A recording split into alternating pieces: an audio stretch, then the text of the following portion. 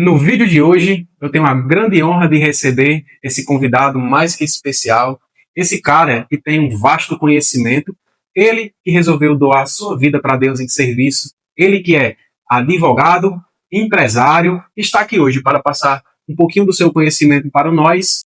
Estamos aqui junto com o Jefferson, é um grande prazer trazer a todos vocês, seguidores do canal do Jefferson, aquilo que eu tenho para compartilhar com vocês é de grande valor. Acredito que uma história de conversão para todos os cristãos católicos sempre trará um grande respaldo e uma proposta de chamado também para todos aqueles que desejam conhecer a nossa igreja, e é um grande prazer estar aqui e compartilhar. Meu nome é Ismael, eu sou advogado, empresário, e hoje sirvo como servo de Deus, pois assim me considero, pelo chamado que ele me fez, na Capela de São Sebastião, na cidade onde residimos, e trago para vocês essa noite a possibilidade de conhecer um pouco mais da minha história.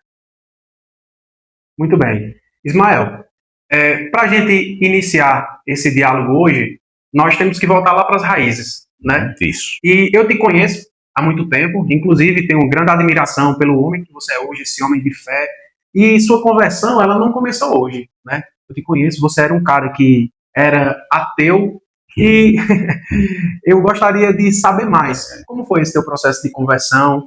O porquê da Igreja Católica? O que foi que te atraiu? Justamente como você disse, né? Processo de conversão, justamente a palavra é essa. A conversão, ela traduz-se num processo contínuo, que a gente precisa perseverar todos os dias. A minha conversão, ela não aconteceu por completo. Acredito que a nossa conversão ela só acontece por completo no dia em que fazemos a nossa passagem e contemplamos a possibilidade de ver a face de Cristo. Mas enquanto estamos neste plano, no plano terreno, estamos em processo de conversão.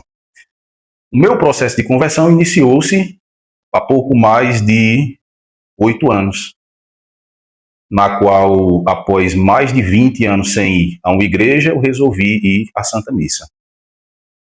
Diversos chamados e insistências por parte da família, eu nunca fui correspondido, porque eu nunca demonstrei interesse, apesar de vir de uma base familiar católica, nunca tive o interesse de me dispor a servir determinada religião ou cultuar determinado Deus. E partindo dessa premissa, eu sempre me considerei ateu, pelo fato de não crer.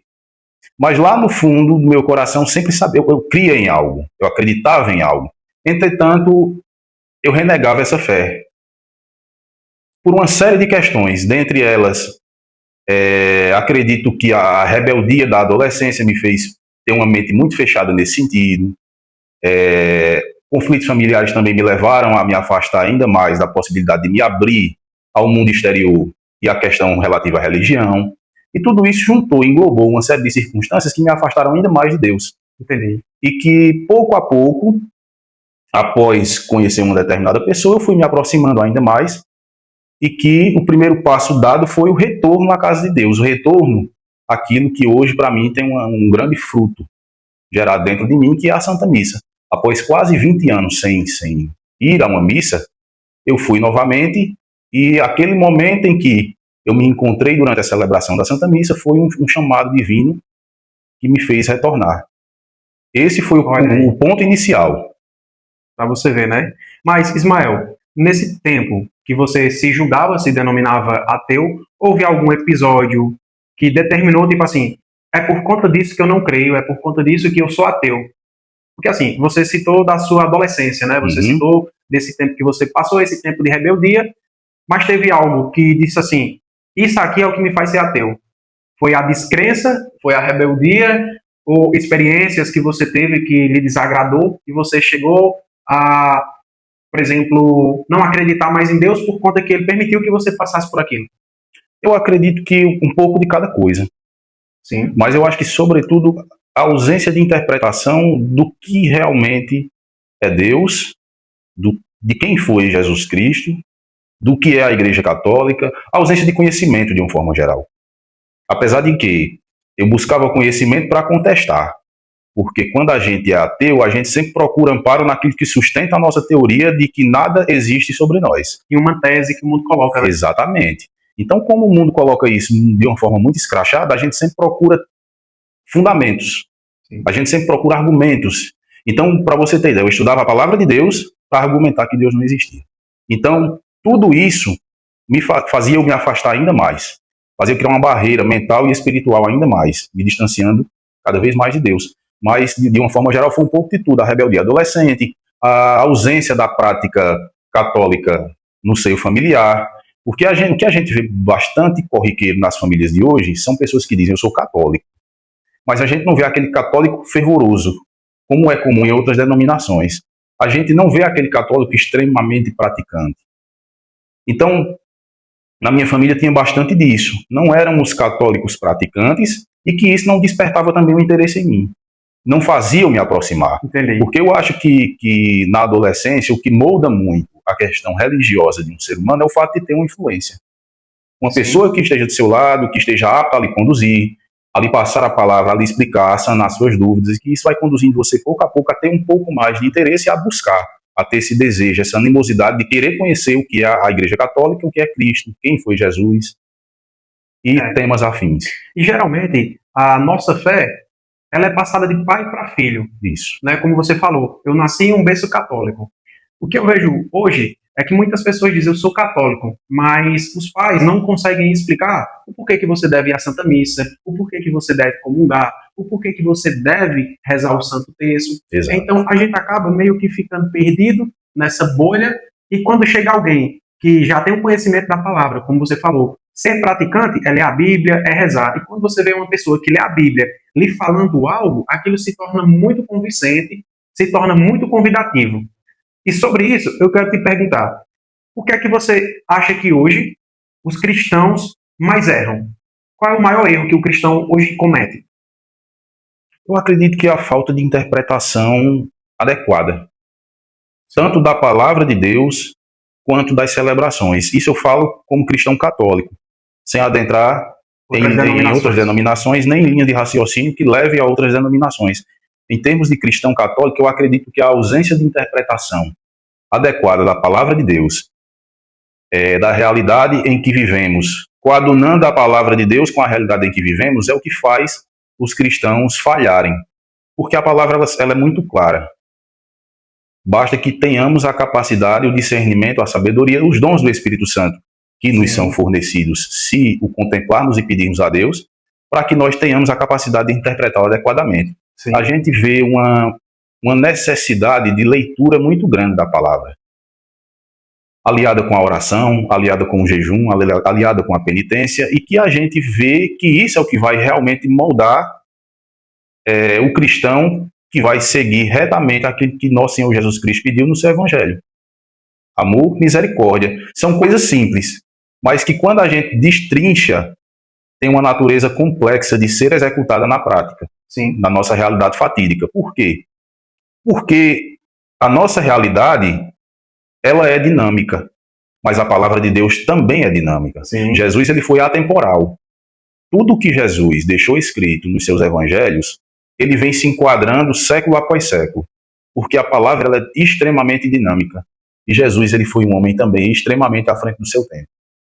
Então, eu acho que é essa a perspectiva. Se o cristão católico de hoje pudesse interpretar melhor a palavra de Deus, as celebrações que temos, seriam mais desenvoltos a praticar ainda mais a palavra e as celebrações com perfeição. Céus e terras passarão, mas a tua palavra nunca passará. E é justamente isso.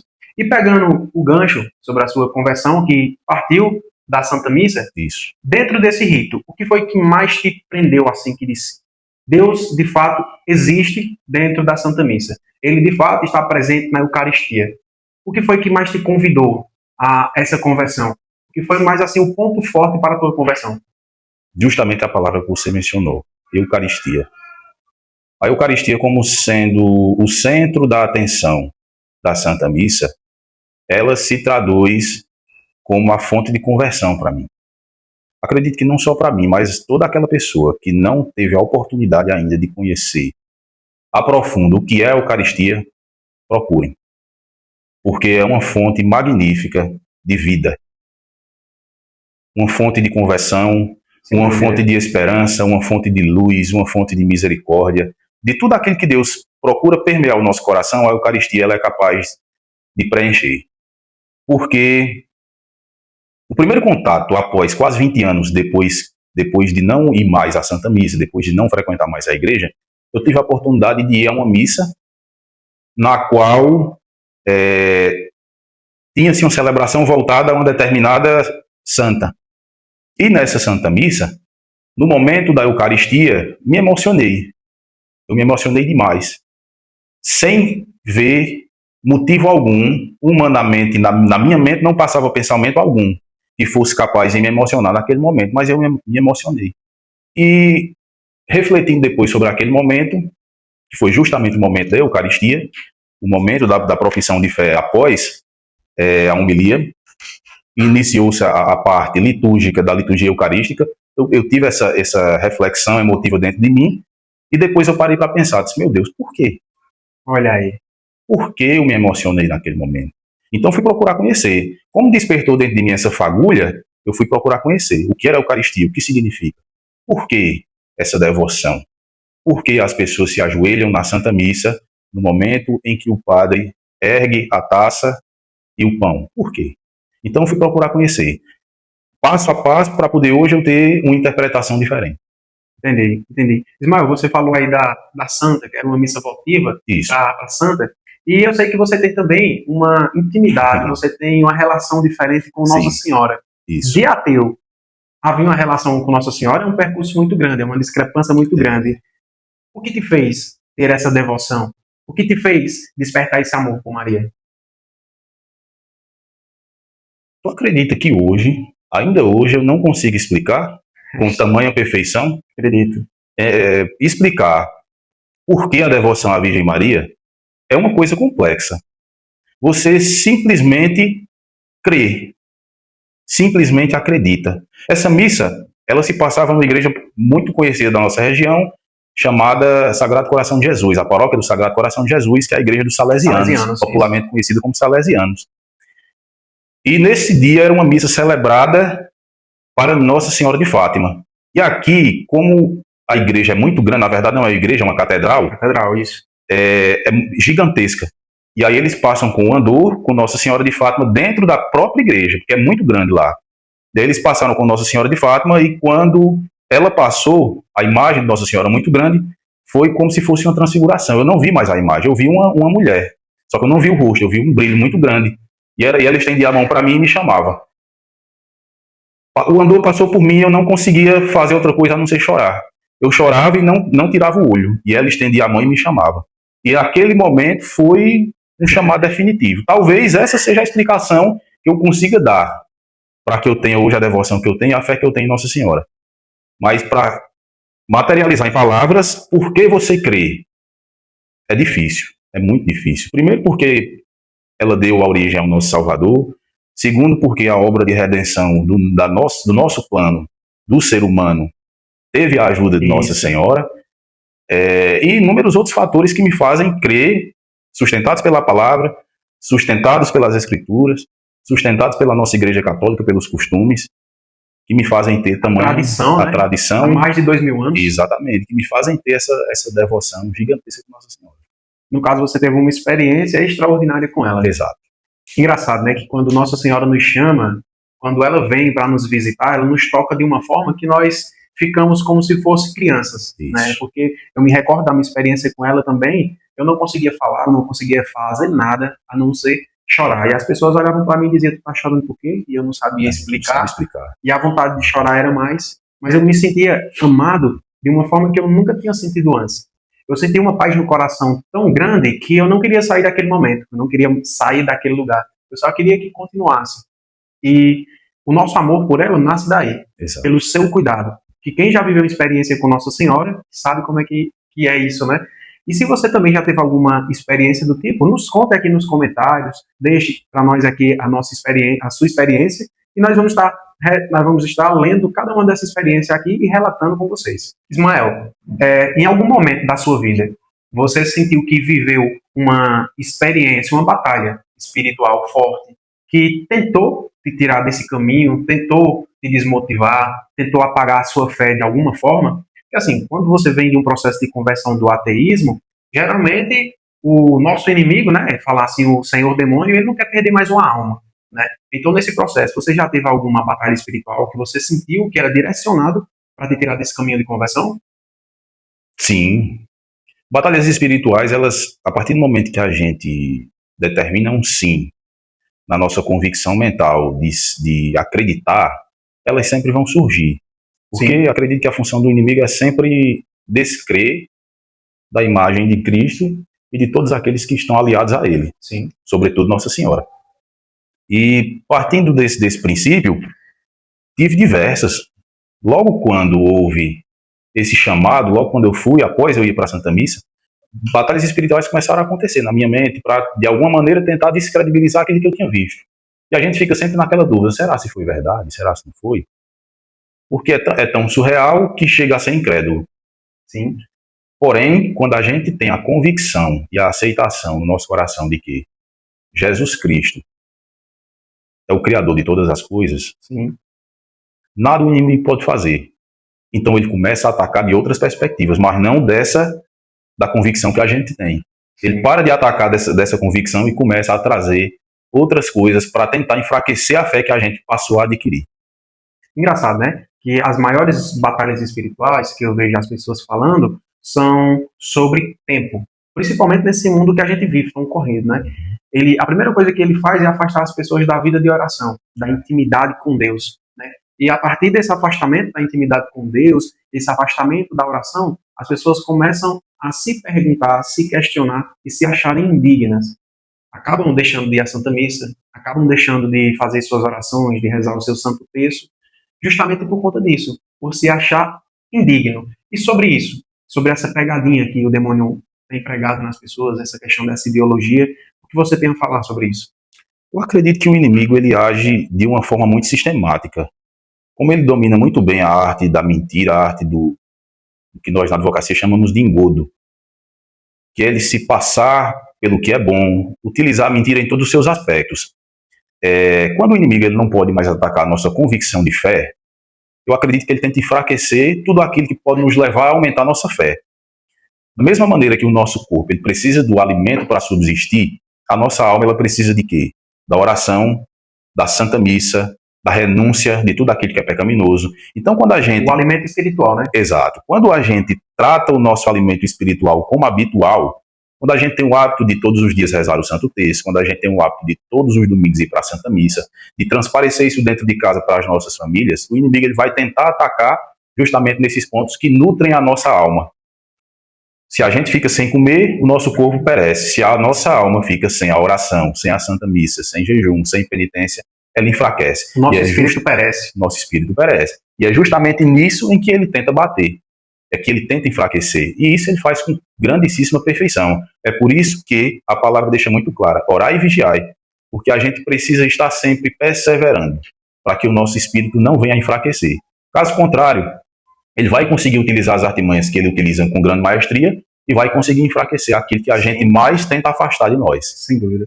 E tem algo muito importante que tu falou, a família, né? Que tenta atacar as famílias. É tanto que hoje você vê essa guerra grande de ideologia, você vê sobre a questão do aborto, sobre as pessoas cada vez mais quererem ter menos filhos, muitos deles nem querem mais ter filhos, né? Isso. A família hoje em dia se resume a duas pessoas, porque as pessoas não querem mais ter filho, né? Porque julgam que criar hoje é muito difícil, e de fato, no mundo que nós temos hoje, criança, filhos, depende de uma atenção muito grande, principalmente de uma educação espiritual, uma educação cristã, dentro daquela doutrina que você crê, né? Então o inimigo ele tem atacado muito a família. Isso.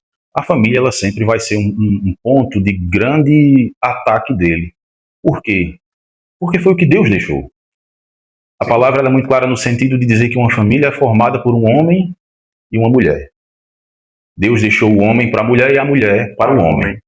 A família é formada desta maneira. Quando Deus institui um determinado instituto e deixa para que nós na terra o coloquemos em prática, esse instituto ele vai ser o mais atacado pelo inimigo. Porque tudo que foi criação de Deus é destruição de Satanás. Então a gente precisa ter em mente que todas as ideologias que a gente vê hoje, a ausência da vontade de instituir uma família, tanto de parte das mulheres quanto de parte dos homens, O fato das pessoas alegarem que mas a criação é difícil. A criação sempre foi e sempre será difícil. Criar um ser humano, conduzir, sempre será difícil. Sempre. O fato das pessoas renunciarem às suas famílias pelo sucesso profissional, o fato das pessoas renunciarem às suas famílias pelo sucesso financeiro, Sim. Tudo isso se traduz em uma forma sistemática que Satanás tem de atuar no mundo. Ele vem trabalhando essa ideologia ano após ano, século após século. Isso não sou eu quem diga, é a história que traz para nós. Uma pesquisa rápida no Google, a gente vê como é que sistematicamente a sociedade, não só brasileira, mas em todo mundo, como é que ela caminha e como é que ela chega a formar determinadas ideologias. Como é que as mulheres hoje tratam a questão relativa ao empoderamento? Como é que os homens hoje tratam as questões relativas ao sucesso profissional, desabonando a perspectiva de família? Sim. Tudo isso ela não surgiu em questão de dias, ela vem sendo criada sistematicamente para que nós hoje tenhamos uma sociedade que pensa dessa maneira e se estrutura dessa maneira. Sobre isso, Ismael, tu acredita que é uma batalha espiritual, universal, que toda a humanidade enfrenta? Tipo, foi uma brecha que o inimigo achou, o demônio achou, para usar as pessoas psicologicamente para terem essa linha de raciocínio? Sim. Sim, por conta do seguinte, a batalha ela sempre é constante. Sim. Desde que o mundo foi criado, como nós temos o relato no livro do Gênesis. Como diz os nossos avós, desde que o mundo é mundo. Desde que o mundo é mundo, a gente vive em batalha espiritual. Nós só não percebemos. Mas desde que o mundo é mundo e que Satanás foi um anjo decaído, que ele tenta retomar o controle daquilo que Deus deixou para ser o que era a perfeição. Sim. O plano em que vivemos. Então, tudo que é criado por Deus e que é cultivado por Ele, sobretudo a família, filhos, o respeito pelos pais, pelos avós, enfim, tudo aquilo que envolve os laços familiares, Satanás vai tentar destruir. Então, de alguma maneira, ele vai criar artifícios, vai procurar brechas para conseguir conduzir a sociedade para esse caminho. Não é à toa que a gente vê hoje. É difícil você ver hoje pessoas comentando sobre família, mas você vê, tanto em redes sociais, em multimídias diversas, a gente não vê, mas o que a gente vê muito é empoderamento. Distorção de valores. Distorção de valores. Isso. Filhos dão muito trabalho. A gente vê uma perspectiva relativa aos filhos como se fossem objetos. Sim. A objetificação do corpo feminino, não mais só isso, mas do corpo masculino também. Sim. Tudo isso traz um reflexo que, direta ou indiretamente, afeta o instituto familiar e consegue destruir. Sim. Consegue fazer com que aquelas pessoas não mais tenham a vontade de criar um núcleo familiar, de estabelecer família. Sim. E o que a gente vê é uma sociedade que está caminhando para um abismo estrutural, um abismo espiritual. Sim. Por quê? Veja da seguinte maneira, se hoje nós temos uma sociedade que não procura estabelecer família, quantas pessoas sozinhas nós não teremos? Daqui a 20 anos, 30 anos. Hoje, eu e você fomos criados em núcleos familiares que nos instruiu a ter família. Você tem hoje esposa e filhos. Sim. Hoje eu tenho esposa e filho. Daqui a pouco, os nossos filhos, que também são criados da mesma maneira, terão esposa e filhos. E isso vai fazendo o que Deus planejou para o mundo. Multiplicai-vos. Ele deixou muito Sim. claro. Mas multiplicai-vos e criai família. Sim. E a gente, fugindo dessa perspectiva, se a gente foge do plano de Deus, para onde a gente vai? A gente serve a quem? É verdade. É uma pergunta a ser feita. Acho que dentro de cada um de nós, antes de raciocinar referente a todas essas ideologias, colocar um contraponto. Eu não quero ter família. E ponderar. E se eu quiser ter família? Sempre colocar o oposto da pergunta. Sim. Eu quero o meu sucesso profissional. É completamente compreensível. Mas e se eu abdicar o meu sucesso profissional ou se eu desarrazoá-lo um pouco para que eu possa ter a possibilidade de ter um núcleo familiar? Sim. Sempre colocar em outra perspectiva, enxergando o outro lado para que a gente possa ter um ponto a ser ponderado. Sim. O que eu vejo muito, Ismael, são até pessoas que são de igrejas, pessoas que são comunidade de aliança, as pessoas dizem, depois que eu casei e tive filhos, eu me afastei demais, porque criança demanda demais de muito tempo, eu não consigo mais rezar. Só que eu quero deixar aqui um conselho de experiência minha mesmo. Uhum. Muitas vezes, a nossa oração diária, quando a gente tem família, não é no pé do altar, entendeu? A nossa oração, muitas vezes, é estar brincando com a criança, é estar educando, é estar participando disso. Por quê? Porque o altar não... Ai, não corta essa parte. Porque a igreja, também existe a igreja doméstica. Exato. Né? Existe a igreja doméstica de qual você, no caso, eu, pai, sou o sacerdote da casa. Exatamente. E muitas vezes a minha oração é cuidar da minha família, é cuidar do meu filho, é educar de uma forma correta, para que o mundo não o roube, o convide e eduque da sua forma. Porque é algo que a gente tem visto aí muitas vezes, né? São crianças que têm perdido a sua inocência, têm perdido a sua espiritualidade, justamente pela falta dos pais, né? Pela essa necessidade de educação. Exatamente. Essa catequese familiar. Essa ausência familiar, as pessoas pensam que é o fato de não se ter apenas a convivência, mas não.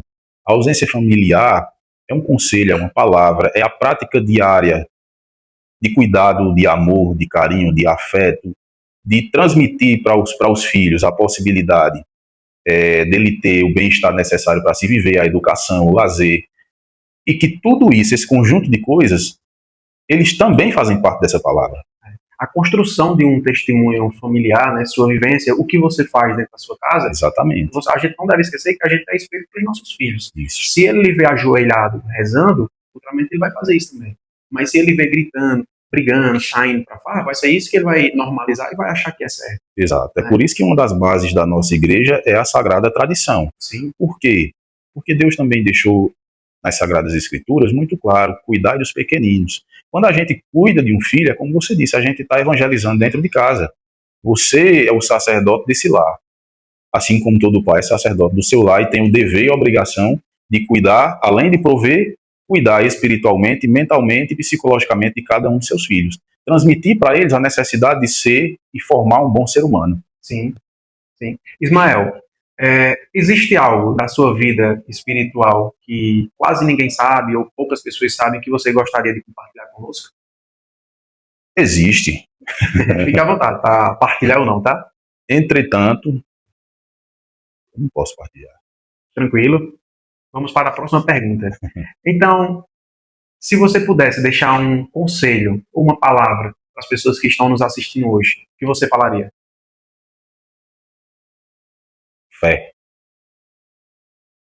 Olha aí. Fé. Porque fé ela engloba uma série de outras coisas que faz com que hoje eu esteja aqui com você. Às vezes a gente fala assim de uma forma muito simples, fé, a gente escuta muito no dia a dia, tenha fé. Tenho fé. Quando a gente passa por turbulências, quando a gente passa pelas tempestades, pelo deserto, inclusive a gente está passando agora, assim, o período da quaresma é sempre um deserto para todos nós que servimos, a gente escuta muito fé. Porque fé é algo que a gente precisa ter dentro de cada um de nós e que é algo extremamente difícil de se cultivar. O cristão que disser que é fácil ter fé, eu digo que ele está equivocado. A batalha dele está sendo vivenciada errado. A batalha dele está sendo vivenciada errado. Ele não está sendo tentado o suficiente. Sim. Porque é difícil. Conversão é difícil. Servir é difícil. Sim, sim. Não é fácil. Passar por turbulências e por desertos não é fácil. E ter fé nesses momentos é uma das coisas mais difíceis que tem. Sim. Mas é o que sustenta. É o que faz a gente não desistir. É o que faz a gente acordar todos os dias sabendo que por mais difícil que esteja, a gente vai conseguir vencer porque Cristo está conosco. Sim. E isso é um fato. Isso não é a nossa imaginação. Ele está. Literalmente, ele está. Então é o que faz a gente rezar o terço, é o que faz a gente servir na Santa Missa, é o que faz a gente servir nos movimentos pastorais da igreja que a gente serve, sim. É o que faz a gente estar lá, mesmo estando extremamente cansado, com sono, precisando de um descanso não só físico, mas psicológico e espiritual. É o que faz a gente servir, mesmo sem vontade de servir. Sim. É o que faz a gente trabalhar, mesmo sem vontade de trabalhar. É o que faz a gente literalmente viver. É o que nutre, é o que dá esperança às nossas almas, ao nosso espírito. Por isso que eu digo, a palavra é fé. É uma palavra tão pequena, mas tão grandiosa. Exatamente. A fé é o que vai trazer para dentro de nós a possibilidade da salvação. Jesus deixou muito claro: ninguém vai ao Pai senão por mim. Amém. E todos aqueles que creem em mim e comerem do meu corpo serão salvos. Serão salvos. Então, para todos vocês que nos assistem nesse momento, fé. Fé é uma palavra Olha aí, tá vendo? Fé. muito forte. Fé vai ser convertida em esperança, em alegria, Em conversão, em conversão, em felicidade, em serviço. serviço, em estar participando dos movimentos. Para vocês que passam nesse momento, seja qual for o deserto, seja qual for a turbulência, fé. Assim como nós estamos passando, fé. Para todos aqueles irmãos e irmãs cristãos que se veem num momento extremamente difícil, a palavra não é outra, é fé. Inclusive, um pouco tempo eu fui perguntado, por que você faz? Por que você não para? Ele disse, porque não dá. Não dá para dizer não a Jesus. Fortíssimo, viu? Não Fortíssimo. dá para dizer não. É impossível dizer não a Jesus. Não tem como dizer não. Como é que eu vou dizer não ao homem que me salvou? Como é que eu vou dizer não ao homem que deu a vida por nós? Como é que eu vou rezar o terço e eu chego lá e meu coração está fechado e eu digo, não, hoje eu não vou não. Por quê? Se ele carregou uma cruz que pesava um peso de todos os pecados do mundo e eu vou chegar, hoje eu não vou porque eu tive um dia difícil. Será que meu dia foi mesmo difícil a ponto de eu não querer carregar a minha cruz? Será que o meu dia foi mesmo difícil a ponto de eu abdicar a minha fé e não querer rezar o texto? Então a fé é o que sustenta. A fé é o que faz eu não dizer não. E para você ver, né? Todos os milagres mais conhecidos da Bíblia que foram realizados, o próprio Jesus fala. Ele não diz, eu te curei. Não. O que é que Jesus diz? A tua fé. A tua fé te salvou, a tua fé te curou. Então, você fala o certo. É a palavra para vocês de casa. Fé. E se você já teve uma experiência de fé, deixa aqui nos comentários. Fale para nós sua experiência, como foi, que eu garanto que eu vou ler todos os comentários e depois vou partilhar com vocês cada um deles. Tá bom? Então, quer deixar alguma mensagem a mais? Como a fé ela necessita ser interpretada, a todos vocês que assistem, Jefferson já gravou um vídeo sobre a Santa Missa, né? Já. E na Santa Missa tem uma palavra que é dita que eu acho muito interessante. Acredito que nem todas as pessoas conheçam, mas em uma determinada parte da Santa Missa, nós proferimos a seguinte frase: não sou digno de que entreis em minha morada, mas dizei Uma só palavra, uma palavra e sereis salvo. Procurem conhecer quem disse isso e por que ele disse isso. E Jesus deu a seguinte resposta: em toda Israel eu nunca vi tamanha fé. Tamanha fé, nem mesmo dos apóstolos. Ele nunca viu tamanha fé. Então, para todos vocês que nos assistiram essa noite, pode dizer essa noite? Pode. Para todos vocês Que assistiram esse vídeo, fé. Que essa palavra fique marcada na consciência para que vocês pensem. Assim como um dia alguém foi um instrumento para mim, que hoje nós possamos ser um instrumento para vocês. E a palavra que eu deixo é fé. Que fique guardada, grudada na mente de vocês, para que vocês pensem. E assim como ela despertou dentro de mim essa faísca da conversão, para aqueles que se consideram hoje ateu e esse vídeo chegou para vocês, possam assistir e despertar também uma fagulha no seu coração. Amém. Amém? Então, para quem chegou até aqui, quero agradecer a presença de cada um de vocês que nos assistiram aqui. Quero agradecer a presença de Ismael, ele que partilhou conosco um pouco de sua experiência de vida, de sua conversão e do seu conhecimento também. Ele já quer deixar o convite para que possamos gravar outros vídeos, adentrando Deus mais quiser. sobre a Santa Missa, que a gente possa desbuscar mais e levar conhecimento pessoal. E se você gostou desse vídeo, já deixa o seu like aqui, deixa o seu comentário e partilha com aquelas pessoas que vocês acreditam que precisam também assistir esse vídeo. Fiquem todos em paz, que Deus abençoe cada um de vocês.